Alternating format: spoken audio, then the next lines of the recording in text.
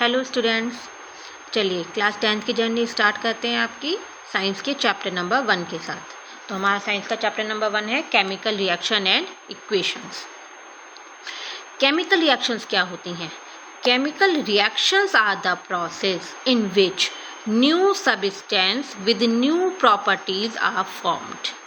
तो chemical reaction वो process होता है जिसमें हमारे पास नया सब्सटेंस फॉर्म हो रहा है और नई प्रॉपर्टीज़ के साथ। दैट मीन्स कि अगर हमारे पास कोई भी दो हमने सब्सटेंस लिए हैं, वो आपस में रिएक्ट कर रहे हैं और रिएक्ट करके एक न्यू सब्सटेंस बन रहा है, तो वो कहलाएगी हमारी chemical reaction.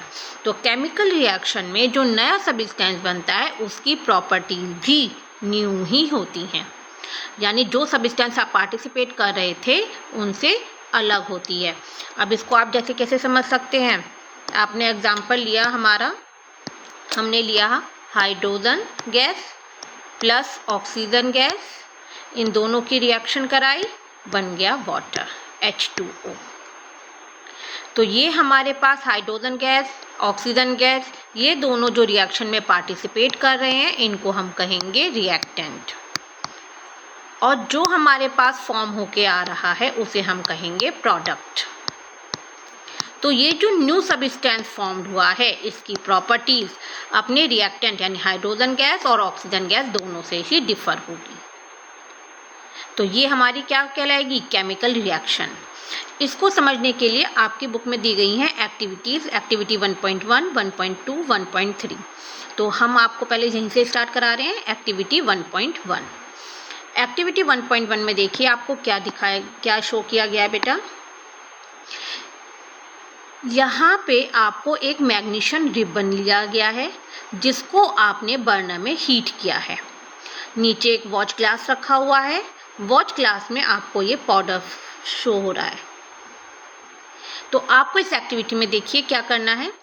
Activity 1.1, clean a magnesium ribbon about 3 to 4 centimetre long bye rubbing it with sand paper.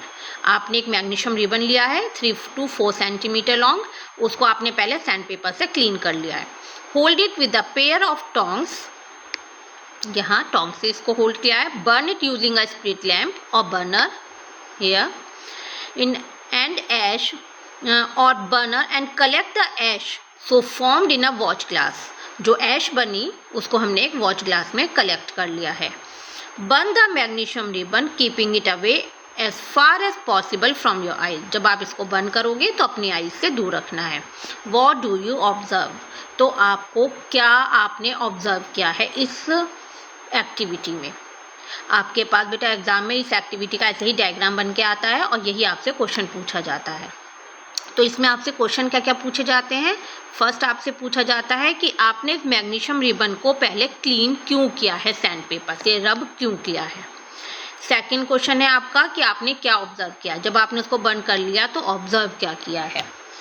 तो जब हमने यहाँ पे मैग्नीशियम और ऑक्सीजन की रिएक्शन कराई है, देखिए मैग्नीशियम प्लस ऑक्सीजन O2, इन दोनों को आपने किया हीट करने के बाद आपको मिला मैग्नीशियम ऑक्साइड MgO। यहाँ पे बेटा इसको बैलेंस कर लेंगे हम, यहाँ पे 2 है, अभी बैलेंसिंग में आपको अपनी नेक्स्ट वीडियो में सिखाऊंगी। पहले हम यहाँ पे काम करके चलते हैं कि बना क्या है।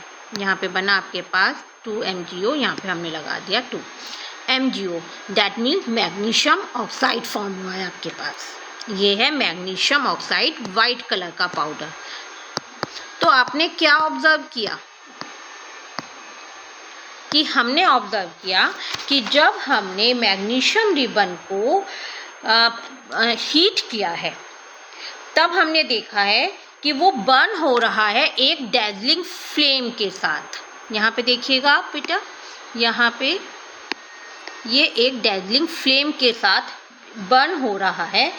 डैज़लिंग वाइट फ्लेम, वाइट कलर की फ्लेम नज़र आएगी आपको,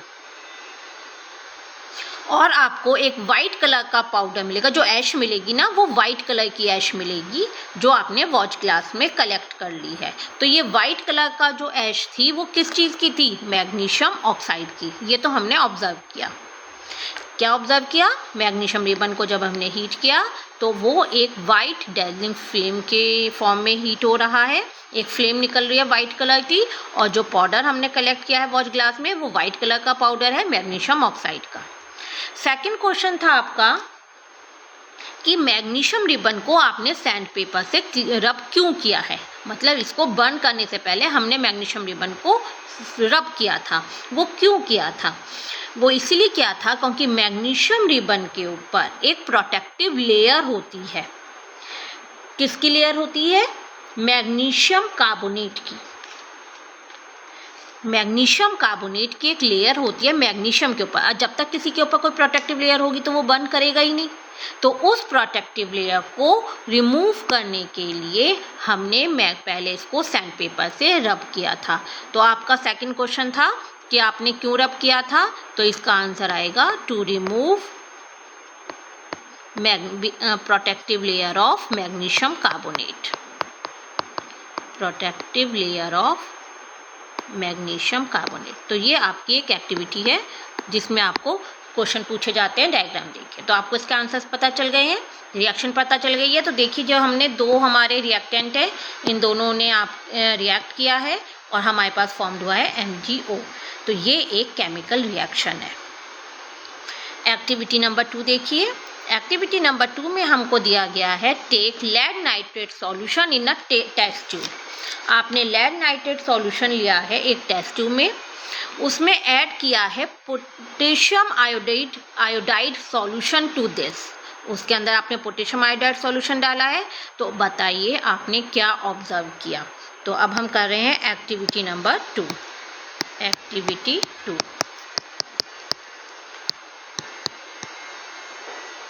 एक्टिविटी 1.2। अब इसमें आपने क्या ऑब्जर्व किया, आपने क्या क्या लिया था? आपने लिया था लेड नाइट्रेट यानी PbNO3।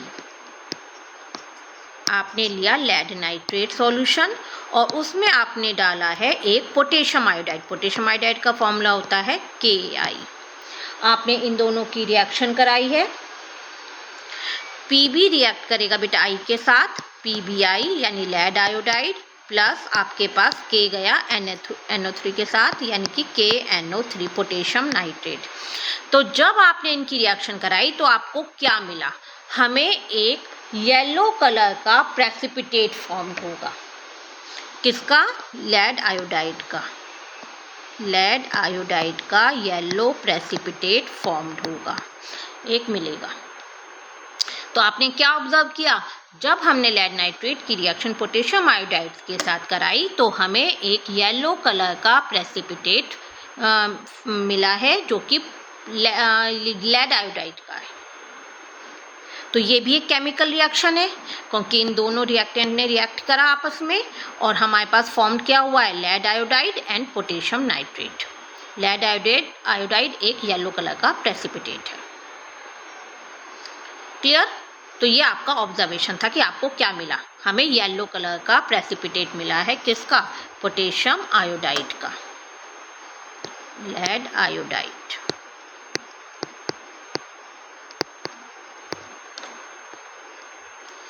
अब आ जाइए activity number 3।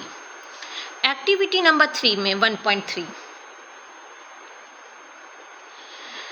Take a few zinc granules in a conical flask. आपने एक कॉनिकल फ्लास्क में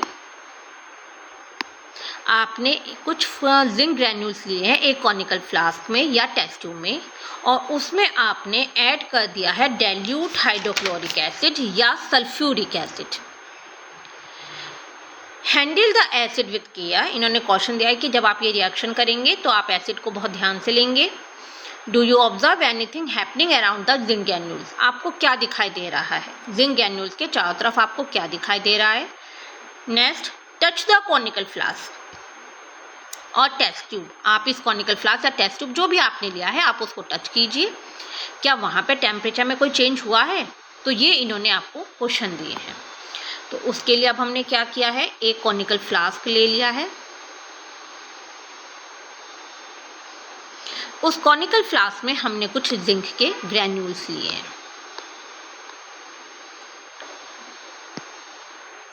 जिंक के ग्रैन्यूल्स के साथ अब हमने उसमें क्या डाला था, डाइल्यूट सल्फ्यूरिक एसिड। यहाँ पे हमने ये एसिड डाल दिया है डाइल्यूट सल्फ्यूरिक एसिड का, डाइल्यूट सल्फ्यूरिक एसिड H2SO4।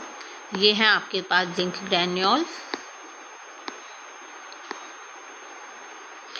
अब आपने देखा क्या निकल रहा है, हमने देखा इसमें कुछ बबल्स निकल रहे हैं, जिंक ग्रैन्यूल्स के चारों तरफ कुछ बबल्स निकल रहे हैं। ये बबल्स किस चीज़ के हैं? फर्स्ट में पूछा था इन्होंने कि आपने जिंक ग्रैन्यूल्स के चारों तरफ क्या देखा, तो हमारा आंसर होगा हमने कुछ बबल्स देखे हैं। अब ये बबल्स किस चीज़ के हैं? ये बबल्स हैं, देखिए जरा अब यहाँ पर एक्टिविटी 1.3 में रिएक्शन करके देख लेते हैं हम। जिंक ग्रैन्यूल्स थे, उसमें हमने रिएक्शन करवाई है सल्फ्यूरिक एसिड की, बनेगा क्या, ZnSO4 के साथ रिएक्ट करता है, ZnSO4 प्लस हाइड्रोजन गैस यहाँ इवॉल्व हो गई। तो ये जो बबल्स निकल रहे थे वो किस चीज़ के निकल रहे थे, हाइड्रोजन गैस के बबल्स निकल रहे थे। तो सबसे पहले हमने ऑब्जर्व किया है कि हमारे पास हाइड्रोजन गैस के बबल्स निकल रहे हैं। सेकंड क्वेश्चन में इन्होंने पूछा टच द कॉनिकल फ्लास्क। अब इस फ्लास्क को या टेस्ट ट्यूब को ही अगर आपने टच किया तो क्या कोई टेम्परेचर में चेंज नज़र आया? यस। जब हम इसको टच करते हैं कॉनिकल फ्लास्क को, तो हमें ये कॉनिकल फ्लास्क या टेस्ट ट्यूब जो भी हम लेते हैं वो हमें गर्म नज़र आती है। मतलब हम जब छूते हैं ना, टच करते हैं, तो वो हमें हॉट नज़र आती है, हॉट फील होती है कॉनिकल फ्लास्क। इसका मतलब हाँ, टेम्परेचर चेंज हुआ है। तो फर्स्ट आपका आंसर था, आपको क्या मिला है, हाइड्रोजन गैस के bubbles, bubbles of hydrogen gas. और सेकंड आपके पास क्या निकला, आपने देखा चेंज इन टेम्परेचर हुआ, यानी राइज इन टेम्परेचर हुआ है, क्योंकि हमारा कॉनिकल फ्लास्क जो है वो गर्म हो गया है। तो इन तीनों एक्टिविटी से हमने क्या, ये तीनों एक्टिविटीज़ में केमिकल रिएक्शंस हो रही हैं, दो सब्सटेंस है आपस में रिएक्ट कर रहे हैं और एक न्यू प्रोडक्ट हमारे पास फॉर्म्ड हो रहा है। तो फ्रॉम द अबव 3 एक्टिविटीज, इन तीनों एक्टिविटी के बाद में हम ये कह सकते हैं कि any of the following observation help us to determine whether a chemical reaction has taken place। कि जब कोई केमिकल रिएक्शन होती है तो क्या क्या होता है, चेंज इन स्टेट, उसकी स्टेट चेंज होती है, उसका कलर चेंज होता है, कलर चेंज में आपने यहाँ देख लिया था लेड आयोडाइड का येलो प्रेसिपिटेट बना था, एवोल्यूशन ऑफ गैस जो आपने यहाँ देखा, हाइड्रोजन गैस इवॉल्व हो रही है, चेंज इन टेम्परेचर वो भी आपने यहाँ देखा कि कॉनिकल फ्लास्क हीट हो गया है, गर्म हो गया है, तो इसका मतलब चेंज हो रहा है टेम्परेचर में। तो ये सारी हमारे पास केमिकल रिएक्शन के एग्जाम्पल हैं। और जब कोई केमिकल रिएक्शन होती है तो स्टेट में भी चेंज होता है। स्टेट में चेंज मीन्स है बेटा कि उसकी सॉलिड से लिक्विड, लिक्विड से गैस, उसकी स्टेट चेंज हो जाती है। इसका एक एग्जाम्पल और देख सकते हैं आप, जैसे कि वैक्स। अगर हम वैक्स को लेते हैं, वैक्स है, आपने लिया वैक्स को, अगर आपने बर्न किया, वैक्स की कैंडल होती है ना, तो वैक्स कैंडल को अगर आप बर्न करते हो तो आप देखते हो कि उसमें वो पहले किस किस में चेंज हो जाती है, solid to liquid and liquid to gas. भाई जब आपने वैक्स को हीट किया, वैक्स की कैंडल को गर्म किया, तो वो लिक्विड में चेंज होती है, मेल्ट होने लगती है। और जब वो मेल्ट हो गई, यानी कि पहले थी ये सॉलिड स्टेट में, जब वो हमारे पास मेल्ट होने लगती है तो मेल्ट होकर वो चेंज हो जाती है लिक्विड स्टेट में, और उसके बाद में वो वेपराइज होने लगती है। इसका मतलब है बाद में वो चेंज हो गई है वेपर में, यानी वेपर बनकर उड़ने लगी, तो दैट मीन्स उसकी चेंज हो गई है वो गैस स्टेट में। तो वो भी एक केमिकल रिएक्शन है। आपसे एग्जांपल पूछ लिया जाता है कि भाई उसका बर्निंग ऑफ वैक्स, बताइए केमिकल रिएक्शन है या नहीं? हाँ है, क्योंकि इसमें स्टेट चेंज हो रही है। तो change in state, change in colour, वो भी आपने कर लिया, evolution of gas and change in temperature. तो ये सारी प्रॉपर्टीज थी हमारी केमिकल रिएक्शंस की। तो आज आपको हमने ये टॉपिक क्लियर किया है कि केमिकल रिएक्शंस क्या होती है। आई होप आपको ये सब कुछ क्लियर हो गया होगा। अगर कोई भी डाउट है तो प्लीज़ कमेंट बॉक्स में मुझे लिखिएगा। Thank you, have a nice day. और नेक्स्ट हमारी जो वीडियो होगी उसमें हम लोग कवर करेंगे chemical equations. Okay, have a nice day.